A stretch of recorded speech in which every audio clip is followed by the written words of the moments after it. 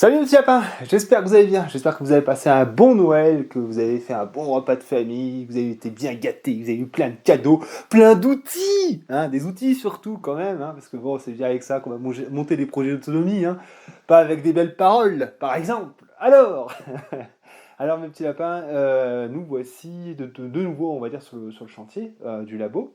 Donc là, le dernier coup, je vous montrais pas mal de petites choses, le début du plaquage, et donc vous pouvez voir qu'on a presque bouclé le plaquage. On a fait toute cette partie-là, les joues des fenêtres, ça n'a pas été une mince affaire, je reviendrai peut-être dessus tout à l'heure. Cette partie-là aussi est plaquée. Celle-ci, on l'avait faite, vous l'aviez vu. Celle-ci, par contre, n'a pas été faite tout simplement parce que il nous faut donc toujours faire les trous pour aller prendre l'eau qui est derrière. Par contre, on a mis notre PVC de 50 là. On a mis du 50, à mon avis, ça réduira en 40 pour l'évier. Mais en tout cas, il passe et il va se jeter, comme je vous l'avais montré, dans la rigole qui est là-bas. Donc voilà, donc tout ça, ça s'est bien passé, pas trop de soucis. Et on a fait l'installation de la VMC, je vais vous montrer ça tout de suite. Donc déjà, le plaquage, comme je vous ai expliqué, ça va, pas trop mal. Il y aura peut-être quand même des endroits à rattraper un peu à l'enduit, etc., etc. Certains d'entre vous, même beaucoup d'entre vous, m'ont largement déconseillé les bandes autocollantes. Voilà, j'en avais un rouleau d'avance là. Euh, Vous avez été nombreux à me dire non, ne mets pas ça. Et effectivement, c'est Takayaka là qui en parlait aussi, qui le déconseillait parce que ça vient à fendiller. Enfin bon, son explication, vous la trouverez, elle est facile à trouver. Donc voilà, donc je vais acheter de la bande papier et je vais faire ça à l'ancienne avec de la bande papier. Et puis voilà, j'ai aussi acheté de la bande armée. C'est de la bande avec deux lames métalliques pour les angles saillants. Hein, par exemple, quand on sera sur des angles comme ça, et il faudra y renforcer. Et pour tout ce qui va être enduit, en fait, là, je suis parti sur des produits tout prêts. Là, Timalax, t'envoies ça et quand t'as fini, tu refermes et ça vieillit très bien. Voilà, donc c'est Knof qui fait ça. J'ai pris en bon, enfin, bon, j'avais pas besoin. Enfin, je prends. Moi, je me fournis chez Big Mat, le magasin pro à côté de chez moi. Ce qu'on peut dire, c'est pour les joues de fenêtre. Bon, c'est toujours assez délicat les joues de fenêtre. Il a fallu qu'on fasse deux plots en ciment d'un côté et de l'autre et qu'on vienne appuyer une fourrure dedans pour justement après pouvoir mettre notre rebord de fenêtre. On a eu à faire ça. Bon, il y a eu un petit peu de bricolage derrière, mais bon, ça s'est bien passé parce que c'est toujours délicat en fait, hein, pour se faire un support pour pouvoir poser ses joues. C'est toujours un petit peu pénible, mais bon, il faut prendre son temps. Bon, là, on voit qu'on a un peu fait de boucherie, hein. En fait, c'est jamais parfait un chantier, hein. Donc là, c'est pareil, on reprendra à l'enduit, on collera une bande. Normalement, il n'y aura pas de souci avec un petit ponçage derrière, ça devrait être pas trop mal. Là-haut, on a eu la même chose à faire. En fait, ce que j'ai fait, c'est que sur le cadre de la fenêtre, sur le cadre du côté gauche et du côté droit, et ben là, je suis venu coller de la fourrure, vraiment avec de la colle, c'est de la colle polymère, je vous la montrerai peut-être tout à l'heure, non c'est ça, avec de la colle polymère, celle-là elle est vraiment bien, je m'en sers souvent, alors c'est Soudal, hein, mais on s'en bat les couilles, c'est polymère prise rapide, vraiment ça pour le coup là, j'ai collé ça, je suis allé manger, et après je pouvais visser dans mes fourrures, ça se décollait pas quoi, donc voilà, donc j'ai collé en fait des fourrures sur le côté gauche et le côté droit de ma fenêtre, et ensuite eh bien, je suis venu visser mes joues de fenêtre dedans. Et le rebord, par contre, enfin le rebord de fenêtre, là j'ai dû mettre un peu de ciment, là j'avais du mortier qui restait, donc j'ai lissé à la truelle et je suis venu coller ma plaque de placo dessus avec cette même colle. Voilà, bon. Je sais pas si c'est des trucs, voilà, c'est peut-être pas forcément une bonne idée tout ça, mais j'ai fait comme ça et c'est pas trop mal. Il me reste deux plaques de placo hygro là, donc il y en a forcément une que je vais utiliser pour là-bas. Et l'autre, par contre, que je vais ramener en magasin, qui n'a pas été utilisé. Voilà, alors sinon, là, le chantier d'aujourd'hui, ça a été de mettre en place la VMC, la VMC enfin un extracteur d'air plutôt, qui est là-haut. Alors, pour ceux qui veulent en savoir un peu plus sur la technique, sur comment je vais faire les mises en œuvre, etc., etc., j'ai fait un petit live hier soir où j'allais revenir un petit peu sur chaque étape et les choix techniques. Alors, là, vous voyez, c'est une petite VMC qui fait 40 watts, qui fait, je crois, 350 mètres cubes heure.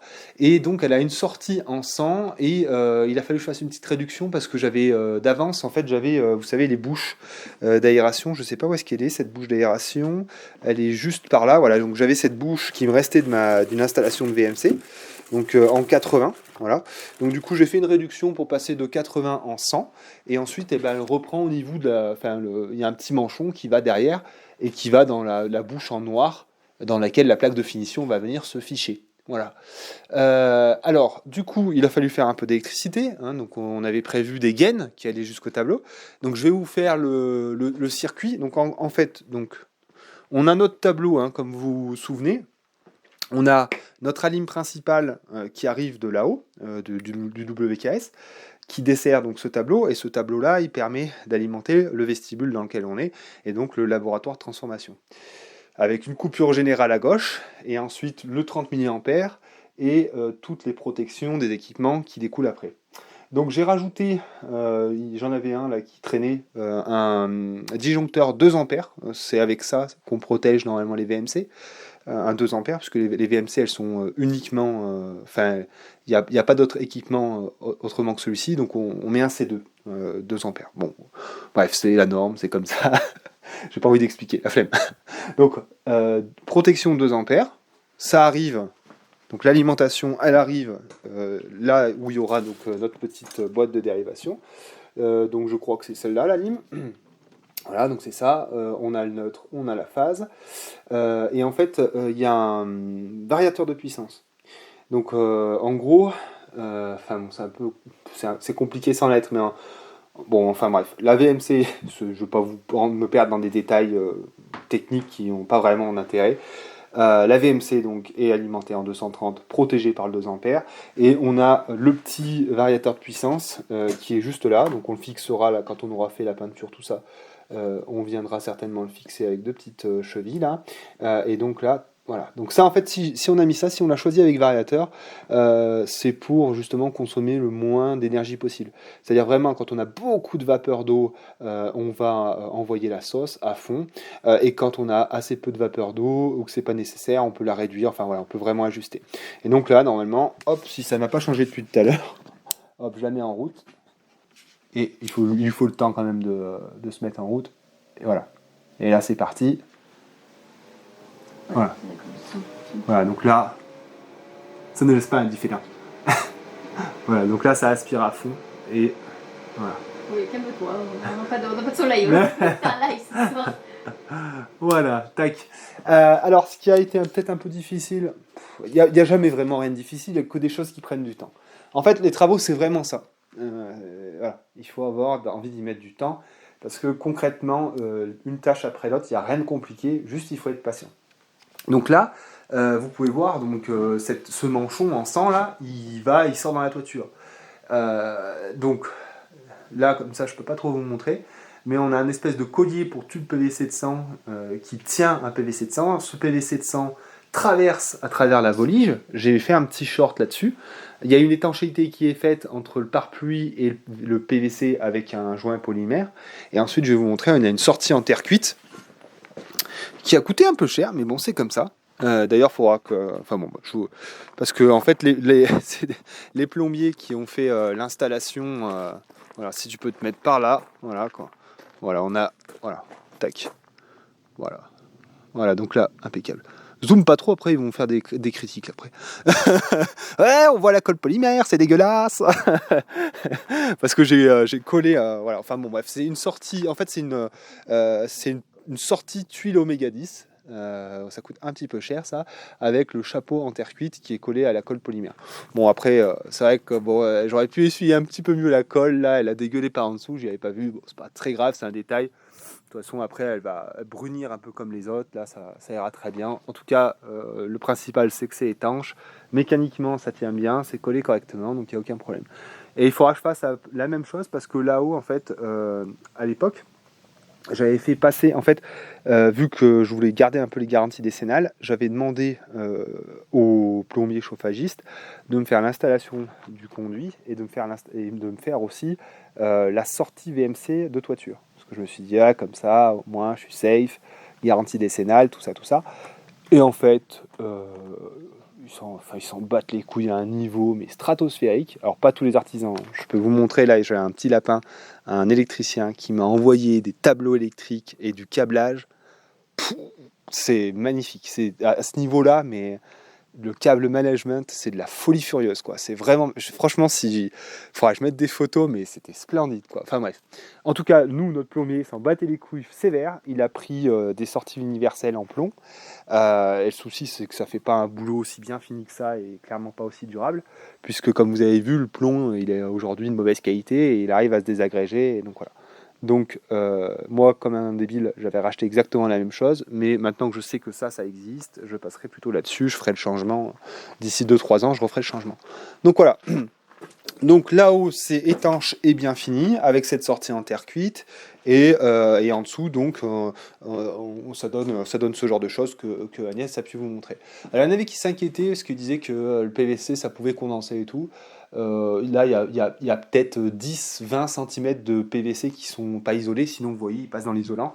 Donc franchement, en termes de condensation, je me ferai vraiment pas de soucis, quoi. Alors, évidemment, ça, on va pas l'enterrer dans le faux plafond. On a une petite trappe comme celle-ci. Tac. On a une petite trappe comme ça. Donc, on va faire un espèce de chevêtre avec du 27 par 27. Et donc, on aura un accès par cette trappe là pour accéder au. Vous trierez les morceaux, les gars. Au puis là, il y a un peu de foie gras, peut-être. J'ai même pas bouffé de foie gras.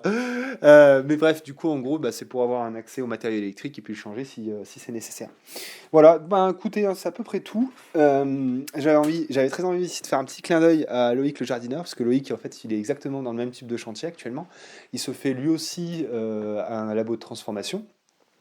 Avec un tout petit peu plus de moyens quand même.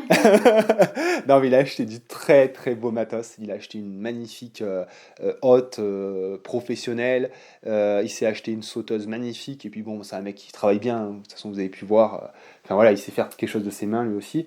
Et donc voilà, donc en fait c'est rigolo parce qu'on est tous les deux en train de faire notre délire là. Donc voilà, donc c'est aussi, oui, enfin voilà, voilà, c'est tout quoi. Je trouve ça rigolo et j'aime bien parce que c'est vrai que quand même Loïc, il a peut-être plein de défauts, je sais pas lesquels, hein, je dis ça comme ça, mais en tout cas, il a pas le défaut de pas savoir travailler de ses mains. Il fait des très très belles choses. Il a du soin pour ce qu'il fait. Donc voilà, et donc prochaine étape là, donc demain matin, on se lève de bonne heure. On range tout le merdier qu'il y a là, parce que là on en a sorti des outils quand même pour faire. Ça va vite, hein, au bout d'un moment ça va vite. Donc on range tout le bordel et on va partir pour faire une chape mince. Voilà. Donc on va faire une chape mince. Donc ça c'est pareil. J'en parle sur la chaîne secondaire. Voilà. Donc on va employer une technique là pour pouvoir faire une chape mince. On a, je crois, à peu près 4 bétonnières à faire. On va faire un mix chape mince, colle à carrelage. Donc voilà. Donc on fait une préparation de support au préalable. Et puis on verra, parce que bon, cette semaine, là, je pense que ça va être vite bouclé. Mais dès qu'on peut, là, on fait tourner les bétonnières, on fait notre chape. Qu'est-ce que tu fais, toi? Tu fais des ombres chinoises? Ah, ma fille, dis-toi, c'est pas bien ça. Donc ouais, donc prochaine étape, on va faire la chape. Voilà, on fera la chape, je pense, c'est même sûr. Et on va aller louer le perfo là pour faire nos deux sorties eau chaude eau froide et 2 sorties pour le radiateur. Prendre toute la cam plomberie et enfin bref, ouais, ça va aller relativement vite. Bon. Ça avance bien quand même, hein. Voilà. Bon ben voilà, mes petits lapins, écoutez, hein, qu'est-ce que tu fais encore? Mais toi, tu fais vraiment le clown, tu fais le spectacle. Tu fais le spectacle. Oui, voilà, oula, fais vraiment le spectacle, hein, oula. Oh ma fifi, viens là. Oh là là. Oh pardon, désolé ma fifi. Oh là là. T'as vu, j'ai sauvé un chat. Faites des dons. Voilà, bon mes petits lapins, je vous souhaite une excellente soirée. Je referai donc une petite vidéo pour la suite des travaux. Pour la suite des travaux. Et puis voilà, puis qu'est-ce que je pouvais vous dire? Ah, si, tiens, je vais vous montrer un petit truc vite fait. Hop. Alors en fait, ouais, c'est juste un petit conseil comme ça. Enfin, un conseil qui, voilà, c'est une façon de faire. Vous voyez, j'en avais parlé ça. J'avais fait pas mal de vidéos sur l'outillage pour la rénovation, hein, parce que curieusement, ça c'est pareil, il faut un budget. En fait, j'ai dit énormément de choses, hein. Ça fait 5 ans, j'ai l'impression que. Non mais c'est vrai, enfin bon, j'avais fait une vidéo sur les outils de rénovation. J'ai fait aussi beaucoup de vidéos sur les astuces, trucs et astuces pour les rangements.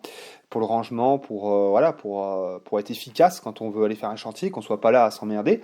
Et en fait, je me suis aperçu d'un truc, c'est qu'on avait une grosse boîte à outils dans laquelle on mettait un peu tous les trucs divers. C'est-à-dire, ouais, je sais pas, des trucs un peu dépareillés, qui n'avaient pas vraiment. Voilà. Et le problème, c'est qu'on passait un temps pas possible à fouiller dedans. Et en particulier pour l'électricité, c'était infernal. Donc du coup, en fait, j'ai acheté un MacPack. Les MacPack, en fait, c'est les boîtes standardisées Makita pour l'électroportatif.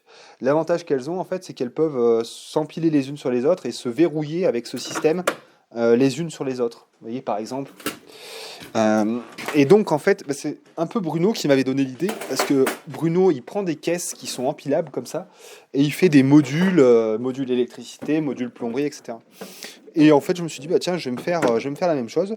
Je vais un peu, on va dire, au lieu d'avoir une grande boîte foutoir, eh ben, autant avoir plein de petites ou grandes boîtes électricité, plomberie, etc., etc. Donc là, j'ai commencé, là, je me suis fait une petite boîte électricité. Donc là-dedans, voilà, j'ai les scies à cloche, les petits tournevis de précision, les pinces à dénuder, les pinces à sertir, enfin la totale quoi. Et donc l'avantage en fait, c'est que quand je vais faire de l'élec, et ben hop là, tu vois, je fais comme ça, je prends mon matos, tu vois, tac, je viens mettre ça comme ça. Alors, attends 2 secondes, tac, et là, tac, voilà. Là, pareil sur les côtés, on en a deux, un ici et un là. Voilà, donc là, quand je vais charger mon véhicule ou me rendre sur mon chantier, je prends la totale, comme ça, et je suis tranquille. Et voilà. Et je sais que dans cette boîte, j'ai tout le matos pour l'électricité. Enfin, j'aime bien dissocier, comme ça sera aussi bien. Bon, après, là, je pousse le truc un peu loin, mais enfin, c'est-à-dire que nous, là, vu qu'on en fait quand même pas mal, des chantiers à droite à gauche et tout, là, pour des copains, puis c'est souvent qu'on fait des choses pour nous, et donc c'est bien de pas passer sa vie, de perdre son temps à fouiller et tout. Et j'aime bien aussi, là, des fois, ça c'est pareil, c'est Marcus qui me l'a filé. Alors j'ai bien sûr, hein, j'en ai une vraie trousse là-bas, hein, une trousse de chantier. Mais c'est pareil, là, des fois, tu vois, là, c'est mon sac à main de chantier. Il y en a qui utilisent ça pour mettre des bûches, hein. Il y en a qui vont faire leur bois avec ça, hein. Enfin, il y en a certaines, mais, mais là, voilà, c'est pareil, là, il m'a donné ce sac à main, là, et je m'en sers des fois si je dois monter sur le toit ou quoi. Je mets tout dedans et je monte avec ça, quoi. Voilà, c'est le luxe, hein. C'est ça d'avoir une mamie millionnaire, hein. On a des sacs à main Louis Vuitton pour aller sur, pour aller sur la toiture et mettre les outils dedans. Bon voilà, hein? Vuitton, je m'en bats les couilles frère, je sais pas ce que c'est ça. Allez, voilà, donc mes petits lapins, je vous souhaite une excellente soirée, je vous souhaite un bon réveillon, une belle nouvelle année si on ne se voit pas d'ici là, je vous fais des petits bisous. Et à la prochaine, ciao, bye.